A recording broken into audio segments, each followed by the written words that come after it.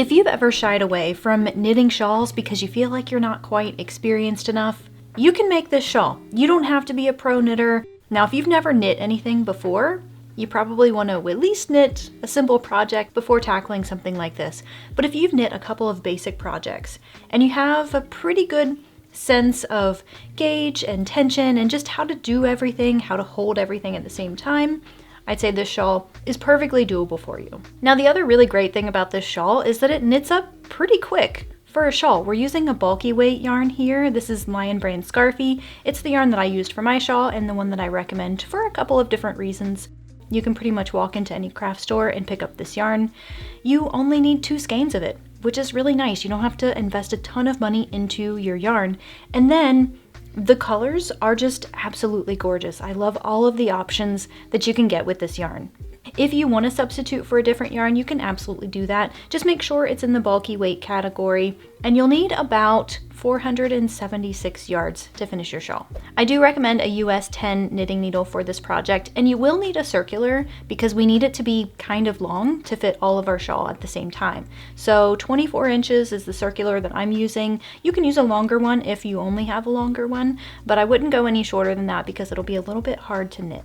So before we cast on, there's a couple things to figuring out how this shawl comes together.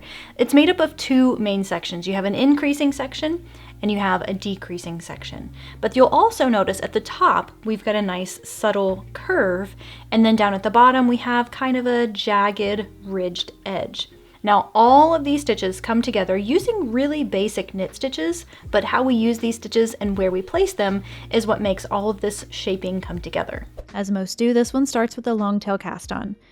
Go ahead and cast on 4 stitches.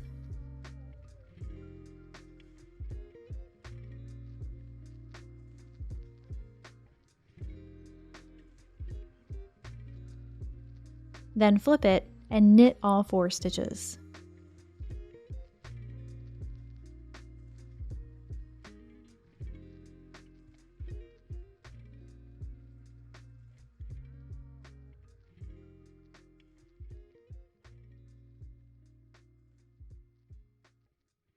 Flip it again, knit all 4 stitches again,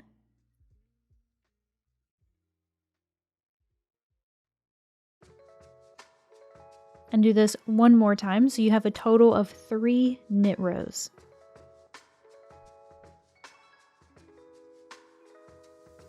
To get this sort of leaning shape here at the top of the shawl, we use a clever combination of stitches, but they're actually pretty simple. Make sure the yarn is hanging down like this, then insert the needle purlwise and just slide it over. That's called a slip one purlwise, and after that one, you'll KFB or knit front back. This is a really basic increase. To work that, act like you're knitting, but instead of sliding it off the needle, you'll swing it around and insert the needle in the back loop. Wrap the yarn, then knit it off. And knit the remaining stitches in this row. So with that KFB, you have increased your stitch count by 1. And for the next row, row number 5, you'll knit all stitches. Now you can't see the lean just yet, but you will after you have a few more repeats. And speaking of the repeat, what you need to do at this point is repeat rows 4 and 5 until you have 16 stitches on the needle, ending after you've completed a 4th row or one of those increase rows.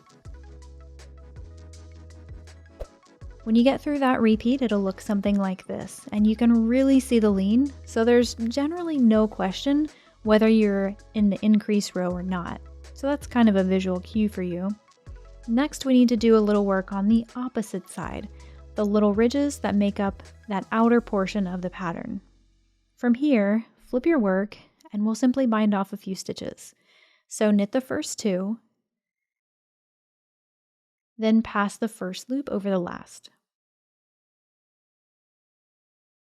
Knit the next stitch and pass it over. Knit one more and pass it over again. So that's a total of 3 stitches cast off, and you can knit the remaining stitches in this row.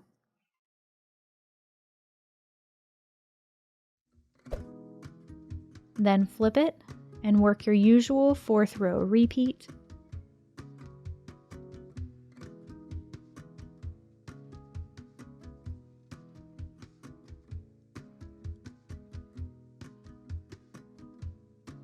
Flip it and knit your usual 5th row repeat.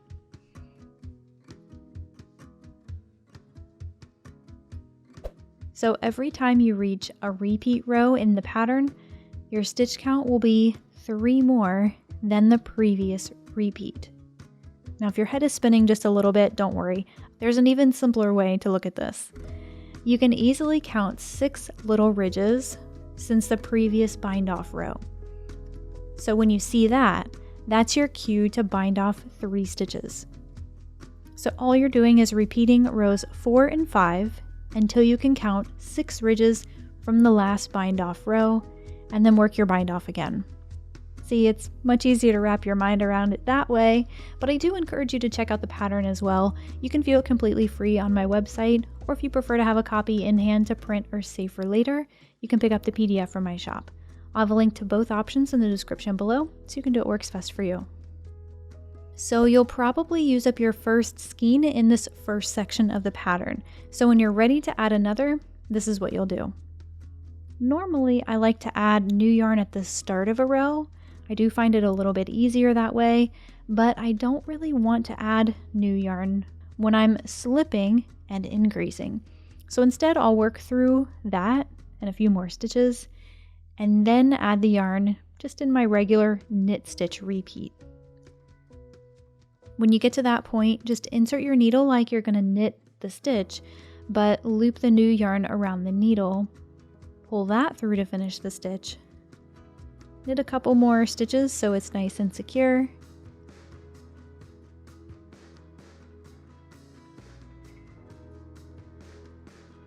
Then tie the 2 ends together for now. You can tidy up those ends later. So you'll need to work this repeat until you have 84 stitches on the needle. Remember, every time you complete a 4th row, you're increasing your stitch count by 1. When you have 84 stitches on your needle and you have just finished a 4th row, that'll get you set up for another bind off row. But this time we're moving into that second section of the shawl I was telling you about, the decreasing portion, and we'll do things a little different. So you should have your 6 little ridges here and be ready to bind off. This part's not new, but instead of binding off 3 stitches like you've been doing, you'll bind off 6 stitches instead.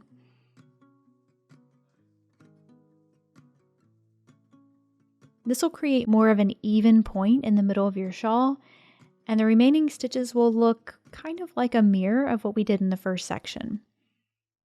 Then just go ahead and knit to the end of the row.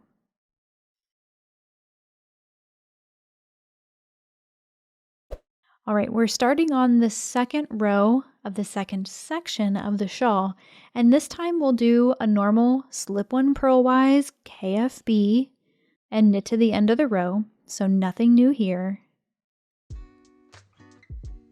And for row 3, you'll knit all stitches. Now, just like we've done for all of the other sections in this shawl, we need to add a little bit of length before we can get to the next bind off row. So what you'll do is repeat rows 2 and 3 until you have 81 stitches on the needle. And another way to look at it is if you repeat those 2 rows, 2 and 3, until you can count 3 ridges instead of 6 like we did in the first section.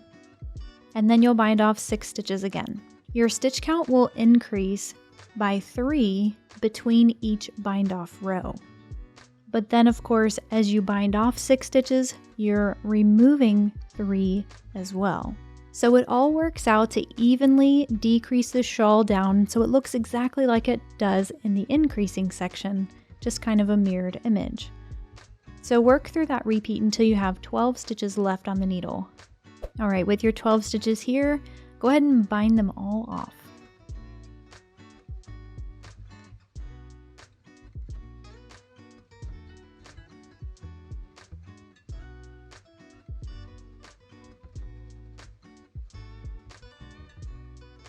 And of course, don't forget to weave in the ends.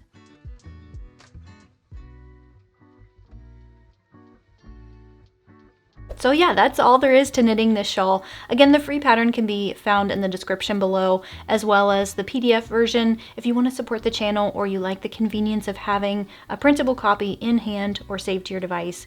That option is there for you as well. B.Hooked.com is our shop for all of our PDF patterns. We've got some pattern bundles on there, as well as some t-shirts, B.Hooked Classic tees.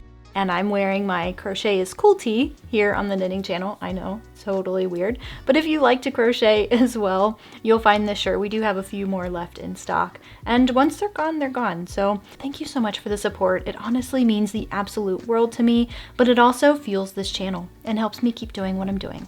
Happy knitting, and I'll see you in the next one.